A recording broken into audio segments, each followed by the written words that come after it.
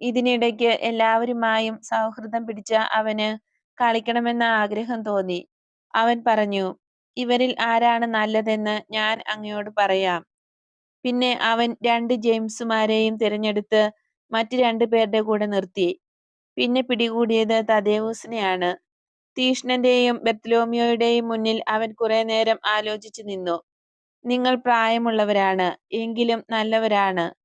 അവരെയും മറ്റുള്ളവരുടെ കൂടെ ചേർത്തു. പിന്നെ അവൻ പരിശോധിച്ചത് പത്രോസിനെയാണ്. പത്രോസ് അത് തമാശയായി എടുത്തു.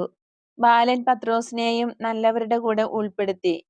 മത്തായിയും പീലിപ്പോസും ആ പരീക്ഷയിൽ ജയിച്ചു. അവൻ തോമായോട് പറഞ്ഞു, താങ്കൾ അമിതമായി ചിരിക്കുന്നു. എനിക്കത് ഇഷ്ടമാണ്. എന്നാൽ എന്റെ അധ്യാപകൻ പറയുന്നത് എന്താണെന്ന് അറിയാമോ? എപ്പോഴും ചിരിക്കുന്നവൻ പരീക്ഷയിൽ തോൽക്കുമെന്ന്. കുറഞ്ഞ മാർക്കോടെ ആണെങ്കിലും